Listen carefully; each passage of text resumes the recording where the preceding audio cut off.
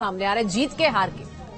4:30 का वक्त होने जा रहा है और जाहिर सी बात है कि स्थिति बिल्कुल साफ हो गई है, लेकिन बहुत सारे ऐसे दिग्गज चेहरे हैं जिनकी प्रतिष्ठा दांव पर थी और इस बार वो पीछे भी हैं। उनमें सबसे पहला नाम मेनका गांधी सुल्तानपुर से, पिछली बार पीलीभीत लेकिन इस बार सुल्तानपुर, और यहां से भारतीय जनता पार्टी ने टिकट दिया, लेकिन इस बार मुकाबले में वो पिछड़ती हुई दिखाई दे रही हैं। इन सब के अलावा जो दूसरा नाम आता है स्मृति ईरानी का, पिछली बार इनको जायंट किलर कहा गया था। राहुल गांधी को उन्होंने हराया था 50,000 से ज्यादा वोटों से, लेकिन इस बार लगभग 1 लाख से ज्यादा मार्जिन से खुद इस वक्त पीछे हैं। अमेठी से काफी ज्यादा इस वक्त पीछे चल रही है स्मृति ईरानी और लगभग वहां पर स्थिति बिल्कुल साफ होती दिखाई दे रही। निरहुआ आजमगढ़ से हैं दिनेश लाल यादव, पिछली बार बाई इलेक्शन हुआ था, उसमें इन्होंने चुनाव जीता था, लेकिन इस बार यहां से धर्मेंद्र यादव, समाजवादी पार्टी के अखिलेश यादव के परिवार के ही सदस्य धर्मेंद्र यादव, उनसे चुनाव हारते दिखाई दे रहे हैं। काफी ज्यादा पीछे, वोटों को अंदर काफी ज्यादा हो चुका है। और अब बात करें जो चौथा नाम है बड़ा, लल्लू सिंह फैजाबाद से भारतीय जनता पार्टी के टिकट पर चुनाव लड़ रहे और ये दिग्गज होने के बावजूद यहां से टिकट चुनाव हारते दिखाई दे रहे। फैजाबाद वो इलाका जहां पर राम मंदिर का असर प्रभाव भी है। अधीर रंजन चौधरी बहरामपुर से कांग्रेस के दिग्गज नेता, विपक्ष के नेता, और यहां से आपको बता दें कि ये इनका भी नाम इस वक्त आ रहा है कि ये भी पीछे हैं। अमृता।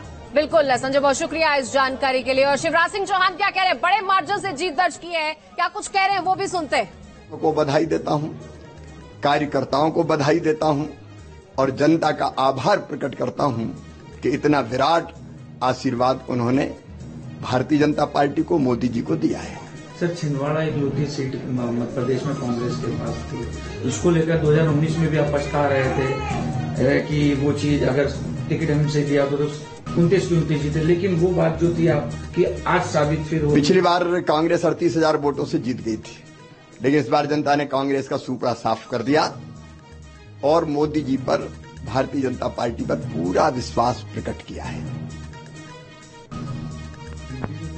तो पूर्व मुख्यमंत्री शिवराज सिंह चौहान को आप सुन रहे थे, जिन्हें अब दिल्ली ले जाने की तैयारी जो है वो मुकम्मल हो गई है। विदिशा से एक बड़े मार्जिन, जो कि 8 लाख का मार्जिन, शायद इन चुनावों में सबसे बड़ा मार्जिन ये मनोज सर है, और इतने बड़े मार्जिन से इनकी ये जीत इस सीट से, जो कि बीजेपी का गढ़ मानी गई है, और अब दिल्ली जाने की पूरी तैयारी मुकम्मल।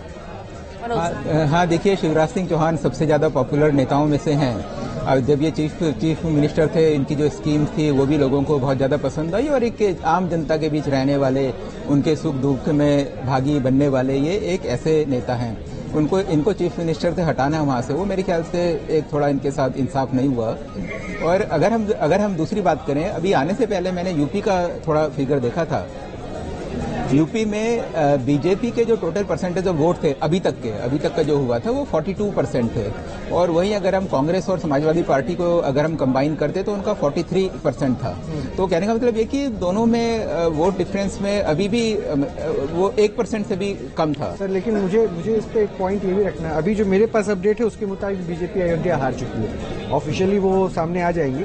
तो अगर वोट परसेंट नहीं है तो फिर अयोध्या, प्रभु राम की भूमि, इतना बड़ा भव्य आयोजन, अयोध्या हार गई। हाँ, ये बड़ा मुद्दा भी। हाँ, नहीं, देखो, अयोध्या तो बीजेपी पहले भी हारती थी, आपको ध्यान होगा कि हाँ, एग्जैक्टली, वहाँ वोट समीकरण अलग है। हाँ, वहाँ का जो वोट समीकरण है, वहाँ के जो लोकल इक्वेशन है वो अलग है, और कई बार लोकल फैक्टर्स भी काफी ज्यादा मैटर करते हैं। तो आप ये देखें ना कि पिछली बारी यूपी में बीजेपी का 51-52% वोट था, तो वोट परसेंटेज बीजेपी का कितना फॉल हुआ है।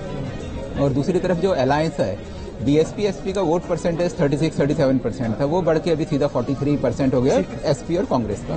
खैर, मुझे ब्रेक लेना है, लेकिन यासिर, मैं पर्सनली अभी मैं माफी चाहूंगा, एक लंबा इंतजार, चूंकि आप कैमरे के